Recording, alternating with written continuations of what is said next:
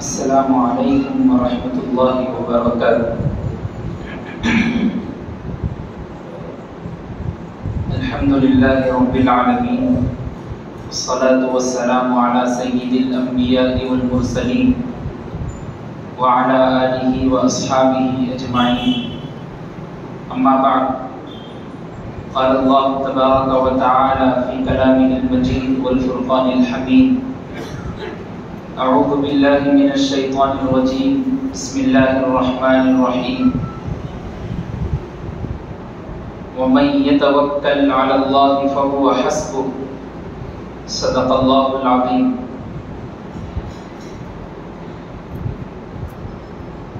معزز سامعین کرام،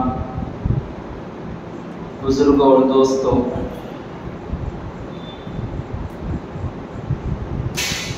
جس گھر میں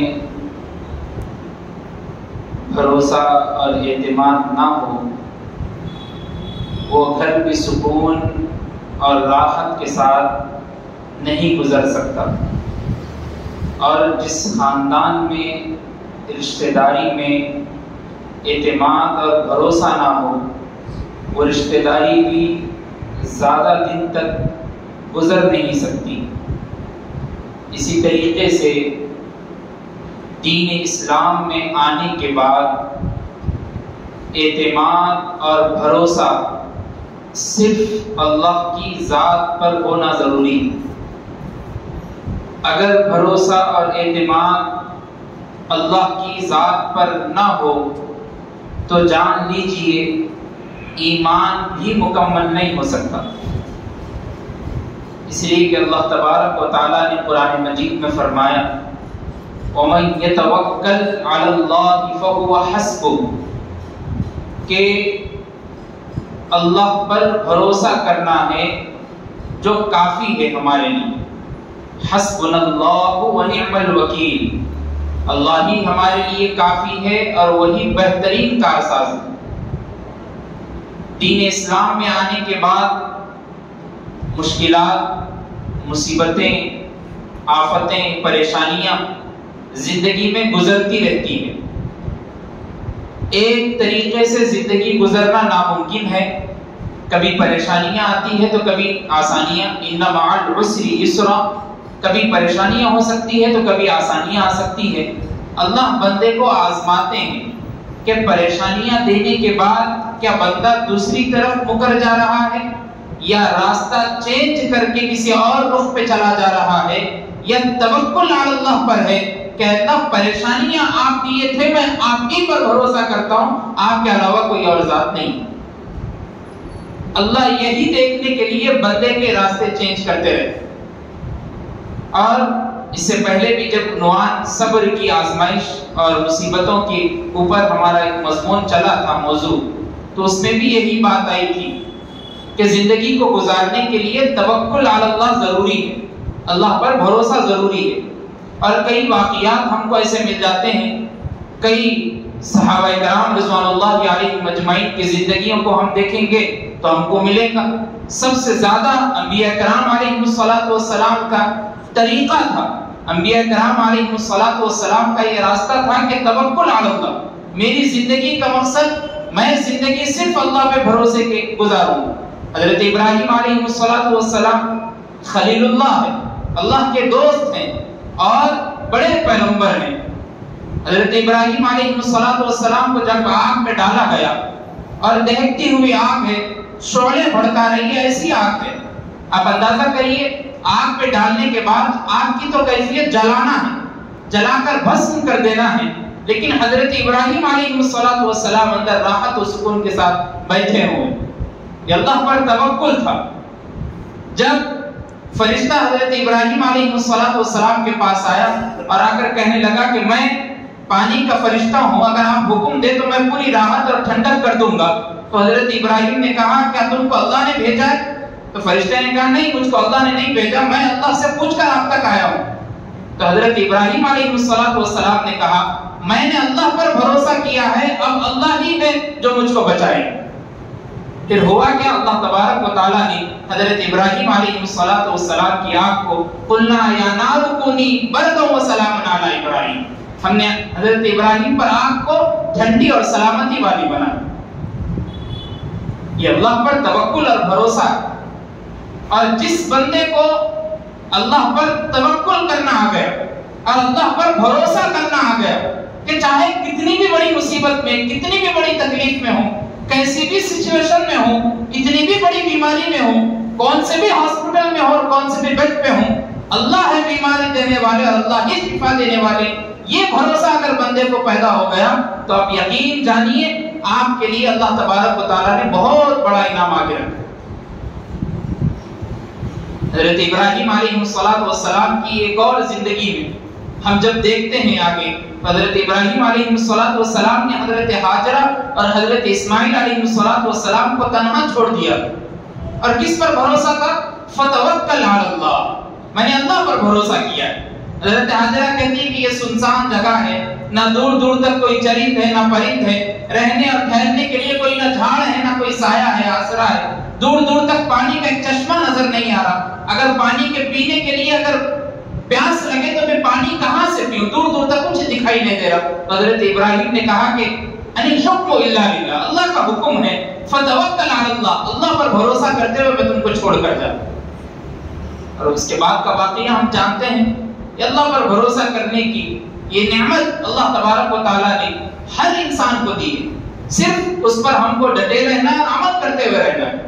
اور آپ یاد رکھیے ہم نے توکل کرنے کے علاوہ کسی اور راہ پہ چلے گئے، تھوڑی بھی پریشانی آ گئی، تھوڑی بھی مصیبت آ گئی، ہم نے اپنا رخ جھاڑ پھونک کی طرف کر لیا، ہم نے اپنا رخ تعویذوں کی طرف کر لیا، ہم نے اپنا رخ باباؤں کی طرف کر لیا، ہم نے اپنا رخ پیری مرشدی کی طرف کر لیا. آپ اندازہ لگائیے حضور اکرم صلی اللہ علیہ وسلم سے بڑی معزز ذات کوئی آج تک دنیا میں نہیں آئی. جب اللہ کے رسول صلی اللہ علیہ وسلم خود اللہ پر توکل کرنے کا راستہ بتا رہے ہیں، بھروسہ اور اعتماد صرف اللہ پر کرنے کا راستہ بتا رہے ہیں، تو ہم کیا ہیں؟ ہم کس اور طرف کیوں جا رہے ہیں؟ ہمارے کو کیا ضرورت ہے ہم کسی اور طرف چلے جائیں؟ ایک واقعہ بہت مشہور کتابوں میں لکھا ہے کہ نوجوان جب ان کا نکاح ہوا، تھوڑے دنوں کے بعد جب ان کی شادی ہوئی، پھر اس کے بعد جب ولادت ہوئی، لڑکی پیدا ہوئی، تو ان کو حج کرنے کا ایک دل میں آیا کہ میں اب اللہ کی بارگاہ میں حج کے لیے جانا چاہتا ہوں. تو لڑکی نے کہا تو ٹھیک ہے آپ جائیے ابا، آپ اجازت ہے. اس کے بعد بیوی سے جب پوچھا تو بیوی نے کہا کہ ہمارے پاس صرف اتنے دنوں کا راشن بچا ہوا ہے، اگر آپ چلے جائیں گے تو پھر کیا ہوگا کھانے پینے کے، تو آپ کیسے جا سکتے؟ تو بیٹی نے کہا کہ ابا آپ جائیے، اللہ ہے جو کچھ ہے، آپ جائیے. جب باپ نے راستہ طے کر لیا اور حج کے لیے چلے گئے تو راشن کا جو دن تھے وہ دن بھی ختم ہو گئے، کھانے پینے کی سامان جو تھے پورے ختم ہو گئے. تھوڑے دن کے بعد جب ماں نے بیٹی سے آ کے کہا کہ بیٹی تم نے تو کہا تھا کہ ابا کو چلے جاؤ، اب کھانے کے لیے کچھ نہیں ہے، کیا کریں گے؟ تو بیٹی گئی اور اندر جانماز بچھائی اور نماز پڑھنے لگی اور کہا کہ اللہ میں نے آپ پر بھروسہ کیا اور آپ پر بھروسہ کرنے کے بعد میں نے میرے ابا کو اجازت دی تھی، اب ہم بھوکے اور پیاسے ہیں، دینے والے آپ ہیں، میں آپ سے مانگ رہی ہوں. اتنے میں ایسا ہوا کہ بادشاہ کا سفر وہیں سے ہوا اس گاؤں سے، تو بادشاہ نے رکنے کے لیے، ٹھہرنے کے لیے، پانی پینے کے لیے ایک جگہ مقرر کی. تو پانی کا ایک پیالہ اس گھر سے بلایا گیا اور لایا گیا. بادشاہ سلامت کو جب پیش کیا گیا تو بادشاہ نے اس پانی کو جب پیا تو اس میں ایسی شیرنی اور مٹھاس معلوم ہوئی. بادشاہ نے کہا کس کے گھر سے آیا ہے؟ تو لوگوں نے کہا کہ فلاں گھر ہے جس کا ذمہ دار ابھی حج پہ ہے. تو بادشاہ نے کہا حج پہ چلا گیا اور گھر میں کوئی کمانے کے لیے نہیں ہے. ہاتھ پوٹلی میں ڈالے اور وہاں سے اشرفیاں اور سونے کی کچھ سکے نکالے اور پھینک دیے. اور جیسے ہی گھر میں چلے گئے اور گھر میں جا کے جب سکے گرے تو بیٹی کہتی ہے اللہ میں نے کسی اور سے نہیں مانگا تھا، صرف آپ سے مانگا تھا. یہ آپ سے مانگنے کا نتیجہ ہے. جب دنیا کا بادشاہ ایسے سکے لٹا سکتا ہے اور ہیرے اور جواہرات لٹا سکتا ہے، آپ تو بادشاہوں کے بادشاہ ہیں، آپ کیا کچھ دنیا والوں کو نہیں دے سکتے. یہ ہمارے پاس ایک مثال ہے. یہ واقعات جو بزرگوں کے اور سلف اور اسلاف کے ہوتے رہتے ہیں، یہ ہمارے لیے ایک سیکھنے کا ذریعہ ہے، ایک تجرباتی ذریعہ ہے کہ ہم اس کو دیکھ کر اپنی زندگی گزار سکیں. اللہ کے رسول صلی اللہ علیہ وسلم نے خاص طور پر حضرت عبداللہ ابن عباس رضی اللہ عنہما کو فرمایا تھا کہ دیکھو 70 ایسے آدمی ہوں گے جو بغیر حساب کے جنت میں جائیں گے. صحابی نے پوچھا اللہ کے رسول صلی اللہ علیہ وسلم کون ہے؟ تو اللہ کے رسول صلی اللہ علیہ وسلم نے کہا کہ جو تعویذ اور کسی اور جگہ پر نہیں جا کر اللہ پر توکل کرے گا تو وہ جنتی ہو. تو آپ اندازہ لگائیے بغیر حساب و کتاب میں جنت میں جانے کے لیے ہم کو اللہ پر بھروسہ اور اعتماد کرنا, اس کے علاوہ کسی اور چیز کی ضرورت نہیں. ہم اپنی زندگی میں اپنے دامن میں خود جھانک کر دیکھیں کہ کتنی مرتبہ ایسا ہوا ہم سے کہ ہم اللہ سے مانگنے کے بجائے کسی اور سے مانگ رہے.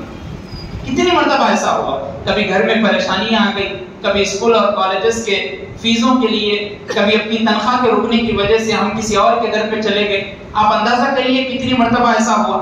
آپ اگر نہیں دے سکتے تو آپ کہیں اور پہ نہیں, تقریباً یہیں افضل گنج کے پاس ایک مقام ہے وہیں پر چلے جائیں. دیکھو کتنی بڑی لائن لوگوں کی لگی ہوئی رہتی, اور لوگوں سے جا کر جب پوچھے کہ بھائی اس لائن لگانے کی وجہ کیا ہے, تو لوگ کہیں گے کہ نہیں 4 سال 8 سال ہو گئے اب تک میرے کو بیٹا نہیں ہوا, بیٹی نہیں ہوئی, 6 سال ہو گئے 4 سال ہو گئے اب تک میرے بچے کی اور بچی کی طبیعت خراب ہے. دیکھیے لوگوں کا رجحان کہاں چلے گیا, اللہ پر توکل اور اعتماد ختم ہو گیا. جب بادشاہوں کے بادشاہ اور مالک الملک ذوالجلال والاکرام پر اعتماد اور بھروسہ ختم ہو جائے گا تو پھر اندازہ کریے ہمارا ایمان کتنا کمزور اور کچا ہوگا. جنگ بدر میں 313 صحابہ تھے, پھر بھی اللہ تبارک و تعالیٰ نے ایسی فتح دی کہ دنیا والے آج تک جنگ بدر کو واقعے کو سناتے سناتے لوگوں کو تھک گئے اور بولتے رہتے ہیں کہ دیکھو اس میں ایک ہی چیز تھی جنگ بدر میں, 313 تھے لیکن ان کا ایمان پختہ تھا. ان کے ایمان کے پختہ ہونے کی وجہ فتوکل علی اللہ, اللہ پر بھروسہ. ہم بغیر تلواروں کے ہیں, ہم نہتے ہیں, ہمارے پاس ہر ایک کے پاس ایک تلوار نہیں, 13 تلواریں ہیں ہمارے پاس, 17 نیزے ہمارے پاس, کچھ نہیں ہوتا. اگر ہمارا ایمان پختہ ہے اور اللہ پر بھروسہ ہے تو اللہ ہے سب کچھ دیکھنے میں. اور ہوا بھی ویسے, فرشتوں کے ذریعے اللہ تبارک و تعالیٰ نے پوروں کو شکست دی. اللہ پر بھروسہ کرنے کا نتیجہ تھا کہ لوگوں کو دنیا میں فتح یابی نصیب ہوئی. ہم بھی اپنی زندگی میں یہ گرہ باندھ لیں کہ جب تک ہم زندہ ہیں, جب تک ہم اپنی لائف کو گزارتے رہیں گے, جب تک ہماری جسم سے ہماری روح نہیں نکلے گی, ہم سوائے اللہ پر بھروسہ کرنے کی کسی اور پر نہیں کریں. اور بیمار ہونے کے بعد بعض لوگ یہ بھی بولتے کہ بس توکل اور اعتماد بھروسہ صرف اللہ پہ کرنا ہے, تو میں بیمار ہونے کے بعد گھر میں سو جاتا ہوں, دواخانے کو نہیں جاتا. یہ نہیں, یہ بات غلط. آپ کو دنیا کے اسباب بھی اختیار کرنا ہے. دنیا کے اسباب اختیار کرتے کرتے اللہ پر اعتماد بھی ضروری ہے. جب گولی کھاتے بخار کی تو گولی کھانے سے پہلے یہ بھی سوچنا ضروری ہے کہ گولی تو میں کھا رہا ہوں لیکن اس کے اللہ ہی شفا دینے والے کوئی اور نہیں. یہ نیت ہماری رہنی ضروری ہے. ہم گولی کھانے کے بجائے صرف سو کے ہیں اور یہ بول رہے کہ بخار بھی اللہ ہی دیے, کم بھی اللہ ہی کریں گے. نہیں. ایک صحابی نے اللہ کے رسول صلی اللہ علیہ وسلم سے پوچھا, حضرت انس بن مالک راوی فرماتے کہ ایک شخص آیا اور آ کر پوچھا اللہ کے رسول صلی اللہ علیہ وسلم میں اونٹ کو باندھ کر اس کی حفاظت کروں یا اونٹ کو کھلا چھوڑ کر اس کی حفاظت کروں؟ اللہ کے رسول صلی اللہ علیہ وسلم نے کہا اونٹ کو باندھو پھر حفاظت کرو. مطلب بتانے کا یہ ہے کہ دنیاوی اسباب جو ہے وہ تو اختیار کرنے ضروری ہے. ہم بیمار ہوئے تو ہاسپٹل کو جانا ضروری ہے, اور جاتے جاتے اور آتے آتے یہی سوچنا ضروری ہے کہ بھائی میں تو اسباب اختیار کر لیا, اب اللہ کی مرضی ہے, اللہ شفا دینے والے, میں نے اللہ ہی پر اعتماد کیا. یہ ہماری زندگی کا ایک دستور ہونا ضروری ہے. اور یاد رکھیے جس کے پاس صبر اور جس کے پاس توکل نہیں ہوتا, اللہ پر بھروسہ نہیں ہوتا, وہ بندہ کبھی زندگی میں کامیاب نہیں ہو سکتا, کبھی کامیاب نہیں ہو سکتا. صبر کی مثالیں میں نے کئی مرتبہ دی, آزمائشوں کی مثالیں میں نے کئی مرتبہ دی, اور بارہا مرتبہ یہ کہا کہ دیکھیے اللہ تبارک و تعالیٰ ہمیشہ ایک جیسی سچویشن ہماری زندگی میں نہیں رکھتے. کبھی راحتیں, کبھی مصیبتیں, کبھی آفتیں, کبھی خوشیاں, کبھی غم, کبھی عیش و آرام کی زندگی, کبھی پریشانیوں کی زندگی. ان مع العسر یسرا فاذا فرغت فانصب والى ربك فارغب. اللہ تبارک و تعالیٰ کا یہ دستور ہے, زندگی گزارنے کے لیے ایسے چیزیں بندوں سے کراتے رہتے ہیں. ہم کو بھی سیکھنے کی یہ عادت ڈالنی ضروری ہے کہ جب تک ہم دنیا میں رہیں گے اللہ پر توکل اور اعتماد کرتے ہوئے رہیں گے. اور بہت سارے واقعات ہمارے پاس ملتے رہتے ہیں.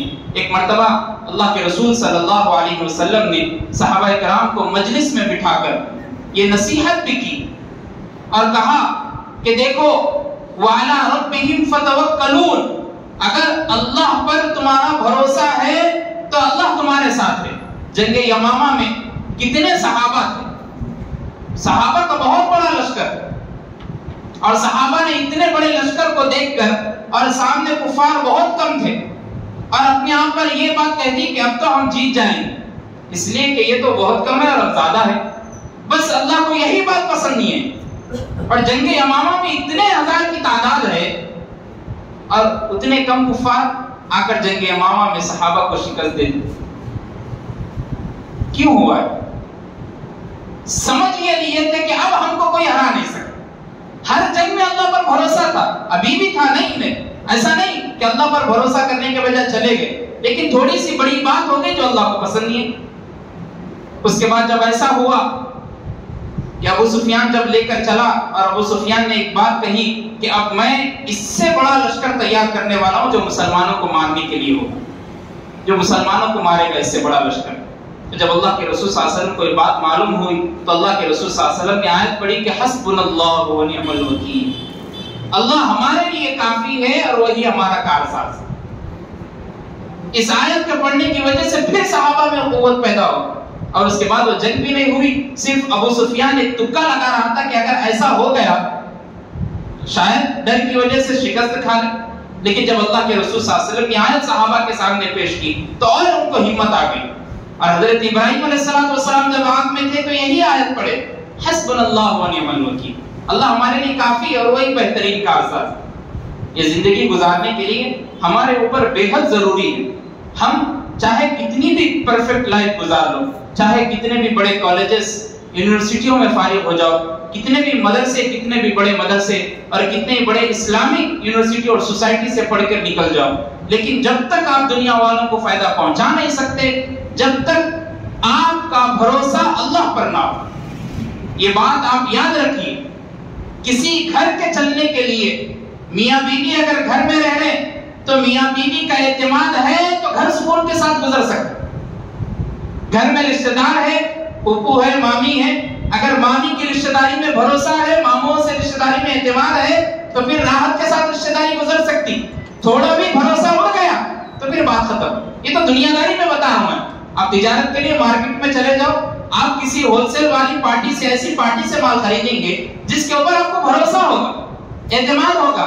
آپ بولیں گے کہ بھائی میں یہ 2 لاکھ روپے آپ کو دے کے جا رہا ہوں، آپ چاہے کیسا بھی اب میرے کو مال بھیج دو، کیسا بھی آپ کپڑا بھیج دو، آپ کی ذمہ داری، آپ پہ بھروسہ ہے میرے۔ جب دنیا والوں پہ ہم بغیر اعتماد کے کام نہیں کرتے تو پھر اللہ رب العزت پہ ہم بغیر اعتماد کے کیسا دین گزار سکتے بتائیے آپ؟ آسان سی مثال اس کی ہے کہ جب دنیا میں ہم بغیر اعتماد کے زندگی نہیں گزار سکتے تو اللہ تبارک و تعالیٰ پر بغیر اعتماد کی زندگی کیسا گزاریں؟ اس لیے ہمیں چاہیے کہ ہم اللہ پر توکل اور اعتماد رکھیں۔ یاد رکھیں دنیا ہمیشہ کے لیے نہیں ہے، کبھی بھی ختم ہو سکتی ہے۔ ہم کو معلوم ہے ایسے حالات اب مسلمانوں پہ آ چکے ہیں، سوائے اللہ رب العزت کے کوئی اور بچا نہیں سکتا۔ ہمیشہ سے اللہ ہی بچانے والے تھے۔ جب ہم قبر میں چلے جائیں گے، ہم مر جائیں گے، دنیا کو چھوڑ کر آخرت کی فکر کی طرف چلے جائیں گے تو یاد رکھیں وہاں پر حساب و کتاب جو ہوگا آپ کی نیکیوں کا ہوگا، آپ کے اعمال کا ہوگا۔ اللہ آپ سے پوچھیں گے کہ دنیا میں نے تم کو عمر دی تھی، جب تک میدان محشر میں 3 سوالات آپ سے پوچھے نہیں جائیں جب تک آپ کا قدم ہل نہیں سکے۔ اللہ کے رسول صلی اللہ علیہ وسلم نے فرمایا پہلا سوال آدمی سے پوچھا جائے گا، بتاؤ میں نے تم کو عمر دی تھی، تم نے کہاں گزاری؟ اتنی لائف دی تھی، 50 سال، 60 سال، 70 سال، 40 سال، 30 سال، بتاؤ کہاں گزارے؟ ایک ایک سیکنڈ، ایک ایک لمحہ، ایک ایک گھنٹہ، ایک ایک منٹ، ایک ایک مہینہ، ایک ایک ہفتہ، ایک ایک سال کے بارے میں اللہ پوچھیں گے۔ ہر لمحے کے بارے میں اللہ امتحان لے کے ہم کو دینا ہے جواب۔ ہم اندازہ لگائیں، ہم 4 دیواری کے اندر ٹی وی کھول کے اپنے ہیڈ فون اپنے کانوں میں لگا کر فون میں جو کچھ چل رہا ہے سب دیکھ رہے ہیں، گانے سن رہے ہیں، ٹی وی دیکھ رہے ہیں، فلم بھی نہیں کر رہے ہیں، سب کچھ کر رہے ہیں۔ اس کا مطلب کیا ہے؟ اس کا مطلب یہ ہے کہ آپ نے دنیا ہی کو سب کچھ مان لیا، آخرت کا آپ کو کوئی اعتماد نہیں۔ آپ کو یہ بھروسہ نہیں ہے کہ میرے کو اللہ کے پاس پیش ہونا اور اللہ کے پاس جواب دینا۔ ایک ایک لمحے کے بارے میں پوچھیں۔ حضرت امام شافعی رحمۃ اللہ علیہ امام ہیں، وقت کے جید، اور جب آپ گھوڑے پر بیٹھتے تھے تو گھوڑے پر بیٹھتے ہوئے بھی قرآن کریم کی تلاوت کرتے تھے. آپ سے آپ کے شاگرد پوچھے کہ حضرت آپ گھوڑے پہ بیٹھ رہے اور گھوڑے پہ بیٹھنے کے لیے 1 منٹ 2 منٹ اگر کوئی پرفیکٹ رہا تو 30-40 سیکنڈ میں ہی بیٹھ جاتے. تو شاگرد پوچھے کہ آپ گھوڑے پر بیٹھ رہے اور ابھی بھی قرآن کریم کی تلاوت کر رہے, اب تھوڑا خاموش ہو جائے. ایسا بھی آپ صبح سے لے کر شام تک پڑھتے رہتے, اب تھوڑی گھوڑے پہ بیٹھے تک تھوڑی دیر خاموش ہو جائے, پھر پڑھتے ہوئے آپ سفر کرتے کیسا ہے؟ شاگرد یہ سمجھ کر سوال کرے. اور امام شافعی رحمۃ اللہ علیہ سے جب سوال کیا گیا, جیسے ہی آپ نے بات سنی تو آپ پورا لال ہو گئے, آپ کی صورت لال ہو گئی, اور اپنے شاگردوں کی طرف مڑ کر کہا کیا تم یہ سمجھتے ہو کہ اس ٹائم کے بارے میں اللہ مجھ سے نہیں پوچھیں گے؟ اللہ تو پلک جھپکنے کے برابر کیا ہوا تھا اس کے بارے میں پوچھیں گے. ہم کو جواب دینے کے لیے تیار ہونا. 20 سال کی عمر 30 سال کی عمر گزر گئی, عیش و آرام میں گزر گئی, ٹی وی دیکھنے میں, فون دیکھنے میں, انسٹاگرام چلانے میں, ٹویٹر چلانے میں, فحش و عریانیت میں چلے گئی. بیٹا ایسی چیزیں جو دنیا والے دکھانا چاہتے ہیں ہم اس میں غلط سلط میں پڑ گئے. ہو گیا اللہ سے سچی پکی توبہ کر لیجئے. اب بتائیے اللہ کے سامنے کھڑے ہو کر بیٹھ کر دعا کریے کہ اللہ اب آپ کے سوا اب آپ ہی پر میرا بھروسہ ہے. اب میں جب سے پیدا ہوا تھا اب تک کے سارے گناہوں سے آپ سے معافی مانگتا ہوں, اب سے کوئی گناہ نہیں کروں گا. اے اللہ آپ معاف فرما دیجیے. دیکھیے اللہ معاف کرنے والے, اللہ تو 70 ماؤں سے زیادہ محبت کرنے والی ذات ہے, آپ کو کیسے معاف نہیں کریں گے؟ اس لیے سب سے پہلا سوال کیا جائے گا میدان محشر کہ میں نے تم کو عمر دی تھی, بتاؤ تم نے کہاں گزاری. اس لیے آج کے اس موضوع سے یہی بتانا میں مناسب سمجھتا ہوں کہ اپنی زندگی کو ایسے بنائیے کہ دیکھنے والے یہ نہ بولیں کہ بھائی یہ دکھاوے کی زندگی گزارا. دیکھنے والے یہ سمجھے اپنی زندگی میں کہ بھائی اس کے جیسا میرے کو بننا ہے یا اس کے جیسے میرے بیٹے کو بنانا ہے. تو جبھی آپ سکسیسفل ہو جائیں گے, جبھی آپ کامیاب ہو جائیں گے, جبھی آپ کی زندگی لوگوں کے لیے ایک نمونہ ہوگی کہ بھائی یہ بندہ اپنی گلی اور محلے میں سب سے بیسٹ ہے. اسی لیے اپنی زندگیوں کو سدھاریے, اللہ سے دعا کیجئے کہ اللہ ہم سب کو توکل علی اللہ پر زندگی گزارنے والا بنائے. جتنی پریشانیاں, جتنی مصیبتیں اللہ تبارک و تعالیٰ اپنی زندگیوں میں دیتے رہتے, اس پر صبر کرنے والا ہم کو بنائے. اللہ تبارک و تعالیٰ سے دعا ہے کہ جتنی باتیں آپ کے سامنے کہی گئی اس پر آپ بھی عمل کریں, ہم بھی عمل کریں. السلام علیکم ورحمۃ اللہ وبرکاتہ.